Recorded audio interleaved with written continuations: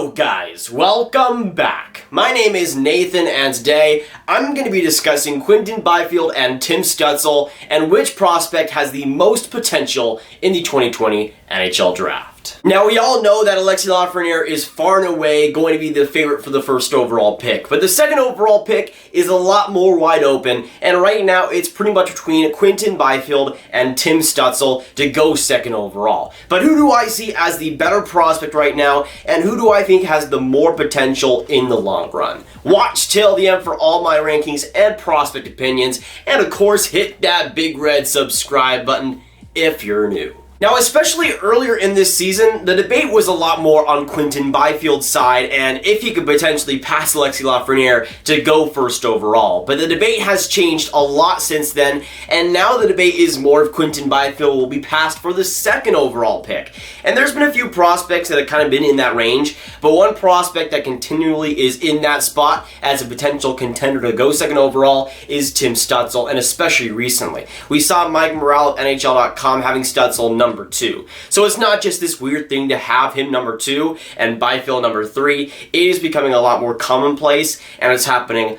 a lot more often. And there's a lot of questions that go along with that debate. Who is the better player and prospect? Who has the more potential? Who goes second overall? And I'll try my best to answer all of those in today's video, but it is not easy because they're both great players in their class. And in terms of high-end ceilings and high-end potentials, both Quinton Byfield and Tim Stutzle are both some of the best in this entire 2020 draft. Now, between Byfield and Stutzle, there's really only two big similarities. One, they're pretty much at the same spots for most people's draft rankings, number 2 and number 3, and number 2 as well, that they're both natural-born centers. But even then, Stutzle's been playing a lot more wing in the DEL, though he is still a center, he is kind of a hybrid combo. But pretty much everything else is almost completely different. When it comes to Quinton Byfield, Canadian-born from Newmarket, Ontario, 17 years old, will turn 18 on August 19th, 6'4" and 214 pounds. Now, Stutzle, on the other hand, is a lot older, but also a lot shorter. Being born in Viersen, Germany, 18 years old, turning 18 on January 15th, 6 foot, 187 pounds. And when it comes to the style of play, there is still some pretty big differences, but at the same time, when it comes to pure level of play, both of these guys are super talented when it comes to hockey IQ, when it comes to offensive play, and also solid defensive ability too. These both prospects are very well-rounded and will be great NHL players as soon as next season, I think. Quinton Byfield, I think, might be less NHL ready, but at the same time, a year into their NHL careers, I think, they'll both be absolute beasts and will at least be playing in the middle six for their respective teams. These are two guys that will dominate the NHL someday, and I think both could get upwards of 80, 90, or even 100 points if everything pans out well. Now, it's not just the size and all the characteristics. We also got to compare the point totals for both players. When it comes to Quinton Byfield, for the Sudbury Wolves of the OHL, in 44 games played, he has 32 goals,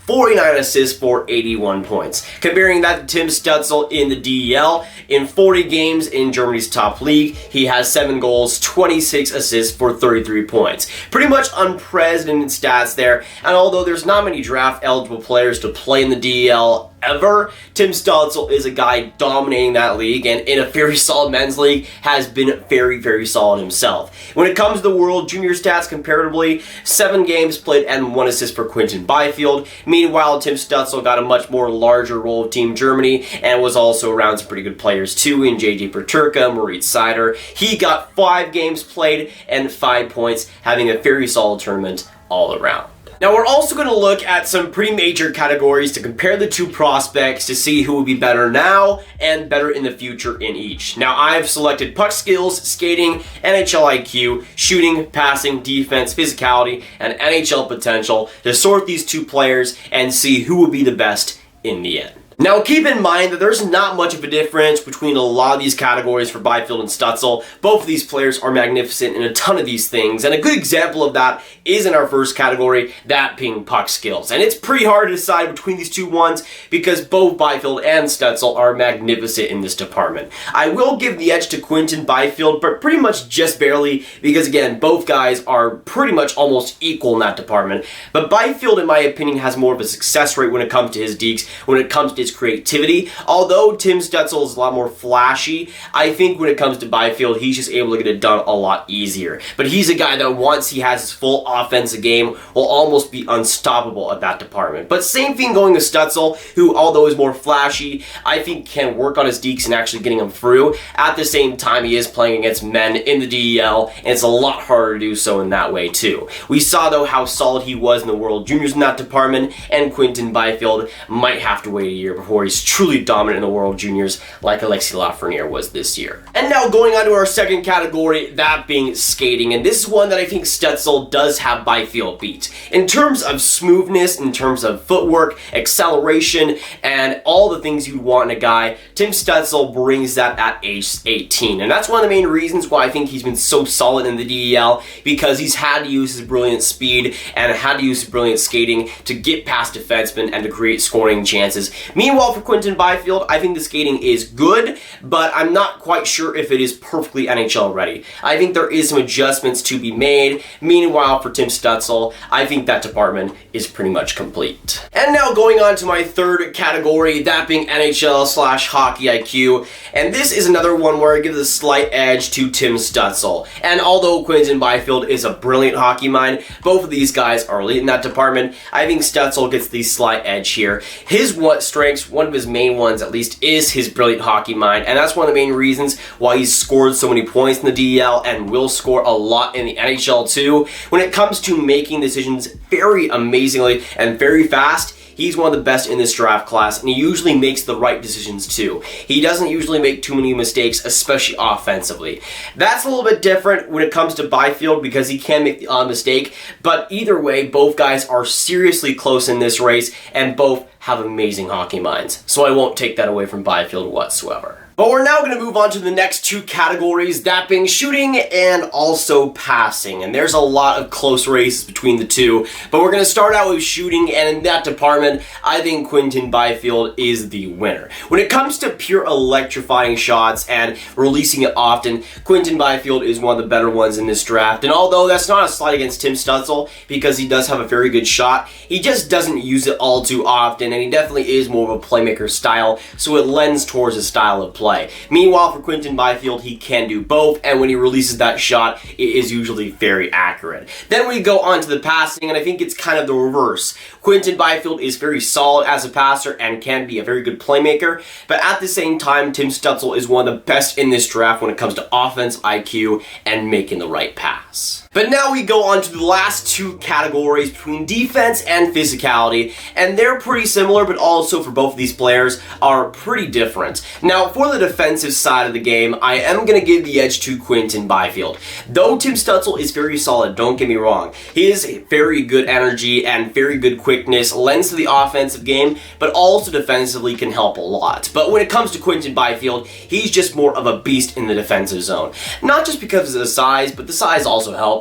Being 6'4", 214 pounds, has a humongous wingspan, and he has the ability to drain players along the boards, absolutely gnaw them down, and that's a player that I think defensively at the NHL level can be absolutely brilliant. But then we go on to physicality, and this is a category that although defense was somewhat close, the physicality Quinton Byfield just absolutely destroys. Now, Tim Stutzle physically is still very good, and he has great agility, great overall ability, but when it comes to Quinton Byfield, he might be the most overall complete package in the draft. When you factor in the size, the physicality, and the absolute beast mode he can go on, although Tim Stutzle is very solid, Quinton Byfield is just a whole different beast. And when we collect all the wins of the 7 categories, Quinton Byfield finishes with 4 wins and Tim Stutzle finishes with 3. But also at the same time, Stutzle does win Hockey IQ and skating, which are just a little bit important in my opinion. But overall, in terms of NHL potential,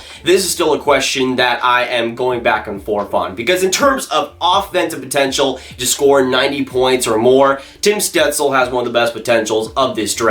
But in terms of overall play, being a madman on offense and defense and absolutely draining the energy of the opponent, Quinton Byfield to me can be one of the best players of that draft besides Alexis Lafreniere in that department. But when it comes to overall game, I think I would give the edge to Quinton Byfield, but I think both of these players can be upwards of 80-90 points, and I think Quinton Byfield can be more, but at the same time, he offers so much more on the defensive end and so much more potential in that area. When it comes to a full 200-foot game, he's a guy that can be a beast offensively, in the neutral zone, and defensively, which for Tim Stutzle, I'm not sure if he can bring. When it comes to overall play, you guys know I love players that can bring the defense. Even for forwards, I do definitely value that. That's why I have Anton Lindell so far in my rankings. That's why Quinton Byfield for me still sticks as my second place, right behind Alexis Lafreniere. And to me, when it comes to the more potential, again, does depend on what you look at. But in terms of the overall play, I will give the edge to Quinton Byfield. And in terms of being the better player 5 years from now, 10 years from now, I think the edge does go to Byfield right now. But of course, with this video, thanks so much for watching, all y'all. If you guys are just stopping by and are still watching, make sure you hit that subscribe button, hit that like button, hit that notification bell if you haven't already. Comment down below your thoughts on the Quinton Byfield versus Tim Stutzle debate, who you think is the better prospect and who you think has more potential in this 2020 NHL draft. Of course, make sure to share this video with your friends, get the comparisons out there, boys, and also click on this card right here to watch all of my 2021 NHL draft content right in one playlist. My name is Nathan, and I'll see you guys next video or stream. Goodbye.